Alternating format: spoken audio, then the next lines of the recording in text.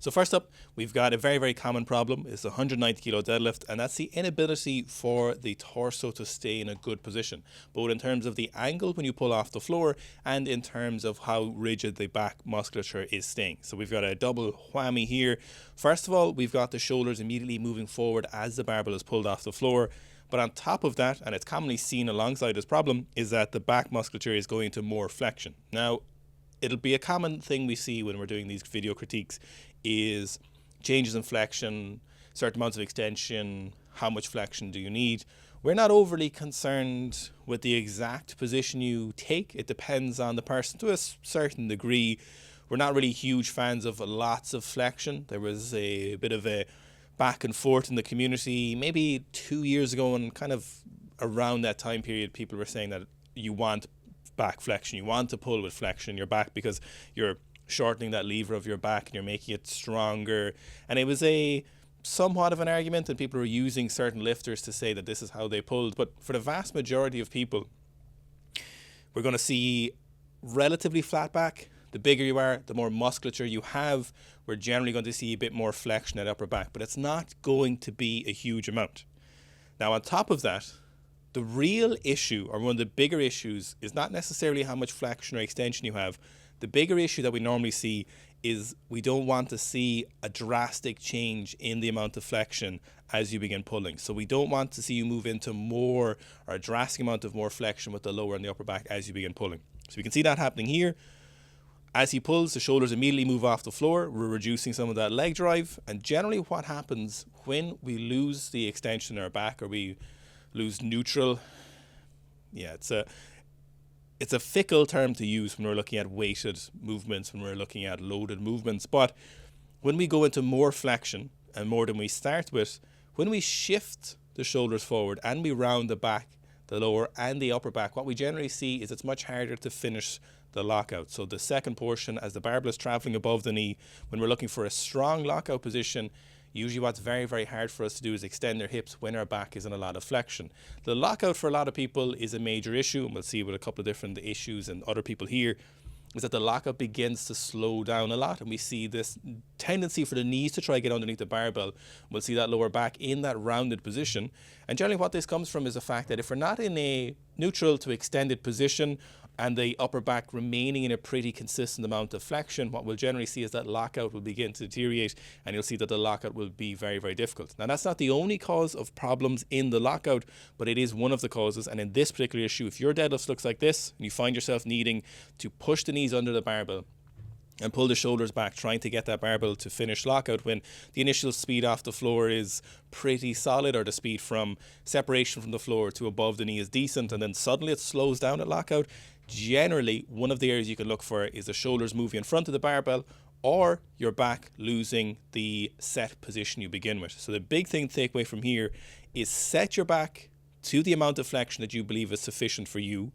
Set your back in a position that your shoulders aren't going to pull forward in front of the barbell as soon as you begin lifting, and then see how that affects your lockout. Because for a lot of people, as soon as you move into extra flexion, as soon as the barbell moves, this is generally an indicator that the lockout is going to suffer. So if you watch good lifters with some amount of flexion in their upper back, generally bigger, stronger lifters, you'll see that that flexion doesn't really change, and often is the case, you'll see that their deadlift will finish quite strong. So here, the first thing we're going to be looking at is that back position. What can you do to rectify this? First of all, being aware of it.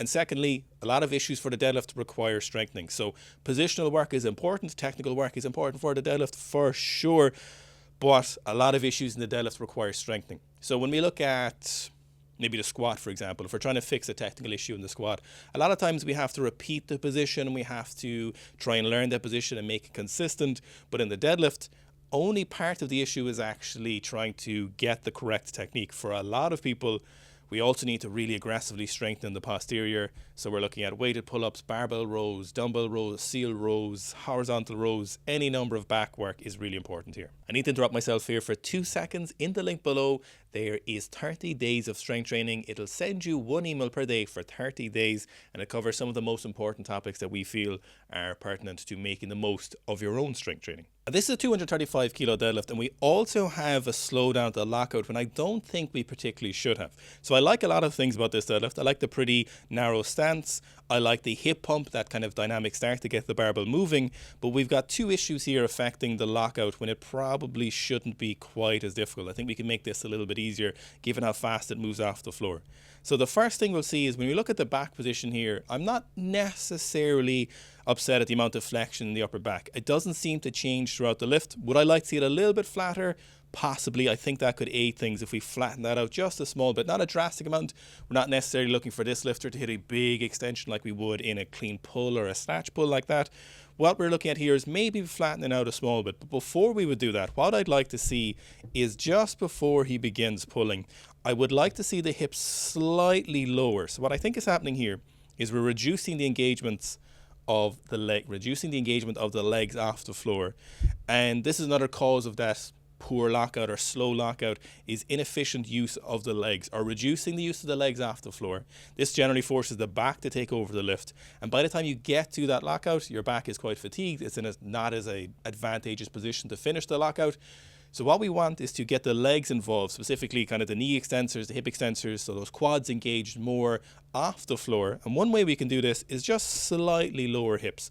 Now we can see here, if we were to draw a line straight up from maybe where the barbell starts and we look at the hamstring, we see this is about 45 degrees. If we go back a little bit more, we look at the start position. Again, I like the dynamic start, but what I would do is just slightly drop the hips just a little bit more. This would move the knees forward just a tiny little bit. This would give him more leg engagement, more leg drive off the floor, which is very, very important. And this would make that lockout easier. This would take a bit of the load off the back initially. It would let the legs do more of the work. And so he's in a better position then to lock out the barbell as it gets closer to that finish position. One other thing we could also do is you can see his toes are slightly pointed out here. Generally, we're a default fan of toes straight ahead. Just generally pushes the knees further forward in front of the barbell, or depending on your build, maybe slightly on top of the barbell, but ideally just a little bit in front of the barbell or slightly covering them.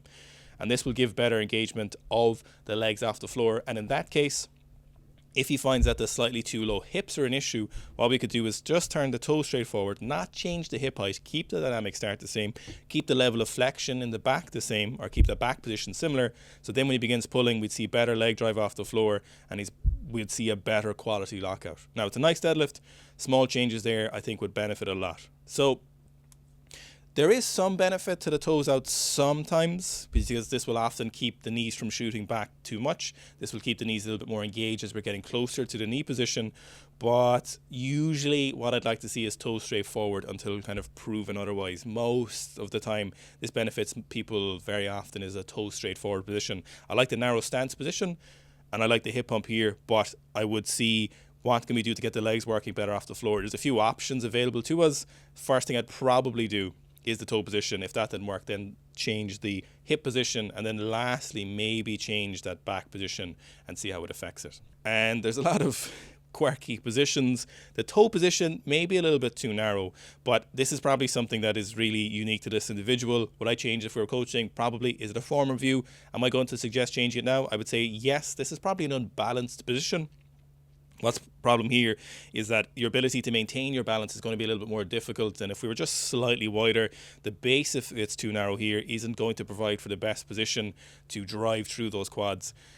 But I actually want to address another thing here, and that is the kind of head down position. I don't like this position, and there's a couple of reasons for that. Generally, this tucked chin position is a thing we used to see a lot with the CrossFit Level 1 teaching. Now, I'm not saying at all this is where this gentleman was coached by this, or that's how he learned it. But they definitely made it more popular for the general population when we saw that kind of tucked chin position. I don't like it. I want to see that chin up a little bit. I don't necessarily, again, if we were to compare it to weightlifters, I don't want that chin really high. I don't really want you lifting up super high, but I want a bit more of a neutral position. The reason for that is that the rest of the body follows really closely to that head position. And if our head is too low, if we're looking down too much, we're going to drag our weight forward. And on top of that, we're also not going to be able to have the best tightness in our upper back. So usually what happens if our head is down like this, we're going to lend ourselves to a bit more upper back flexion. And generally what will happen is this will encourage that back flexion to exacerbate as we begin pulling off the floor. So I want a slightly more neutral back position. Usually what we aim for is an eye line that is approximately parallel from the floor. If you were Homelander and you were to draw a line from here, laser beam eyes, we'd see that this would kind of hit the floor in front of the platform here. But ideally we'd want it closer to parallel, but I would take halfway between here and parallel with the floor initially and see how that would affect the deadlift. What'll happen as we get to heavier weights is if we're looking down too much, our balance is going to be pulled forward. With this really narrow toe position, our balance isn't going to be as good either. So if we've got the two of these working against us, this is going to pull the weight forward. And eventually when we get to even heavier weights, if we're going to try and pull, 280 plus kilos, what we're going to see here is we're going to see that the barbell is going to kind of drag us forward and get too heavy to make use of these positions. So this is a common thing we're always looking at when we're coaching, is that we can make the default issue, or we can make this, so this is what we're always looking at when we're coaching. We can make the assumption that if something works now, and if we can hit good weights like this, he just doubled 275 kilos, very, very respectful deadlift. We can make the assumption that, oh, this worked for now. And if we see an improvement, if we can go, to 295, for example, 295 and a half kilos here, we can make the assumption that this is going to work forever for us. But this is where I suppose a useful coach comes in, and then we can see that this works now, but you're achieving this in spite of the positions, not because of these positions. And it's easy to get into these kind of comfortable positions which you think are good, but ultimately are actually going to cause you more issues as the weights get heavier. Here we've got a very common issue again, and that's the shoulders moving forward immediately as the bar leaves the floor. So you'll notice in this position for this gentleman, we'll see that the shoulders are staying relatively stacked or tight. The upper back flexion isn't changing to a major degree, or the lower back flexion, but we'll see that the shoulders are immediately moving forward off the ground. So what does this do again? This generally reduces the leg drive off the floor. It's a really common issue. It makes sense why this happens. So when we're pulling off the floor, the barbell is in front of our center of balance. When the barbell leaves the floor, we get this combined center of balance. However, the barbell is going to be well in excess of your body weight, hopefully for most people. And as a result, the barbell is generally going to want to pull you forward unless you're exerting a force that keeps it pulling back towards you or in a more balanced position.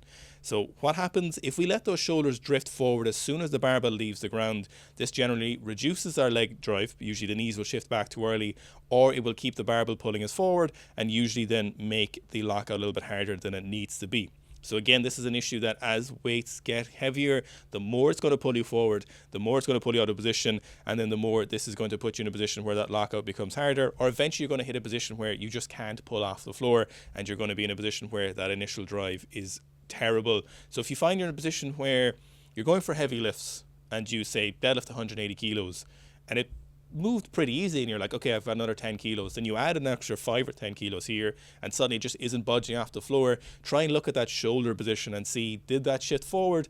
A lot of the times you'll see that this is a contributing factor to that barbell feeling very heavy off the floor. How do you rectify this? Sorry, just don't let the shoulders drift forward. Hips down, chest up, really simple cue, generally solves the issue a lot. It might require, and oftentimes again it does when it comes back to the issue of strengthening rather than just technique for the deadlift, strengthening the quads makes a huge difference here. High bar squats, belt squats are the absolute winners here when you're trying to make meaningful changes to this. So here we've got a deadlift fail and a successful deadlift at 255 kilos. So we can see in the first attempt, we'll see that he misses the 255. Again, mixed grip deadlift. The big thing that we're missing here is if we look at the knee and if we look at the foot position. So we'll see the knee is actually beginning in a collapsed position. It's beginning inside the line of the foot. So this is something that again reduces the quad drive off the floor. Now while sometimes this actually pushes the knees further forward, it doesn't really give us this effective power through our quads. So if we look at the initial fail, we'll see that in the start position we're seeing an inclined angle here. And then when we begin pulling off the floor is the hardest part for him. Whereas if we were in a closer position here, I don't really like to see the knees pushed out in the start of a deadlift. It's possible that might feel good for you, but generally what I want to see is the default position of the foot underneath the knee, and what I would be doing here is bringing the feet closer underneath the knee. So in the initial drive off the floor, this will give a more quad drive because we're in a more powerful position. If we see the knee and the foot tracking quite well over each other, this will generally give us the best quad engagement to get the barbell moving, and as a result then we won't have this issue where when we miss the 255 off the floor, we're not going to be in a position where we're really lacking that quad drive. So we can see here, even as he begins pulling, the knees move in further. It might help with hip extension technically. So if you're looking for the engagement of a Dr. Magnus, for example, or that's what some of the research might be suggesting. This still isn't optimal for the use of the quads off the floor. So we want to look with the right knee joint and that foot position in line off the floor for a big deadlift. Solid deadlift on the 255 when he made it, but he could have made it a little bit easier for himself. So lastly, we've got this 270 kilo deadlift. I think he works up to here. This is a PB, obviously gentleman quite well built for deadlifting. Again, we can see the two issues that's going to make things very, very difficult for him as the weights get heavier. We can see that slight drifting forward of the shoulder and then that change in the back angle. So he said 300 kilos pending. This was 2 weeks ago. Definitely very, very close to deadlifting 300 kilos. But you can see even from the start when he's at 210 kilos, we can see as soon as the barbell gets pulled off the floor, we will see that the shoulders drift forward. On the 270, we see the shoulders drift forward and some change in the back flexion, which I'm not necessarily mad at. Usually with the change in back flexion is it usually lends the shoulders to moving further forward on top of that. So if you're worried about it from a back injury position, it's neither here nor there. I know people make lots of arguments in one direction or the other. I'm primarily concerned about performance, and usually what we see is if the shoulders drift forward and we see an increase in that flexion, we're reducing the leg engagement off the floor and we're going to make that lockout harder. So what's going to happen here is that you can see the initial pull off the floor is quite difficult for him, but I don't think it quite should be given how well it moves once he gets into a slightly better position with the legs. So what we want to see here is hips down, pulling that chest up and letting the legs do the pulling. Let the legs separate that push off the floor. So you think about the deadlift, we're pushing into the floor and we're pulling the barbell straight up. We're trying to minimize any of these horizontal forces. So you want to make sure that we're pushing into the ground and we're pulling straight up. And usually this lends itself to those knees staying forward a little bit longer. The knees do need to move back or out the side eventually at some stage to let the barbell clear. But in the initial separation off the floor, that knee angle shouldn't change it too much. It should stay relatively consistent. Hope you enjoyed today's video. If you want to improve your own deadlift, check out the Sika Strength app in the link below. Sika Pull program, very, very, very successful. We've been using it for years with thousands of lifters. 2 sessions per week. It will get the job done. It's tough in places, but it does get it done in the end. So I'd highly recommend you run that. And there's plenty of other options. You can run 2 programs at any one time on the Sika Strength app. Check it in the link down below.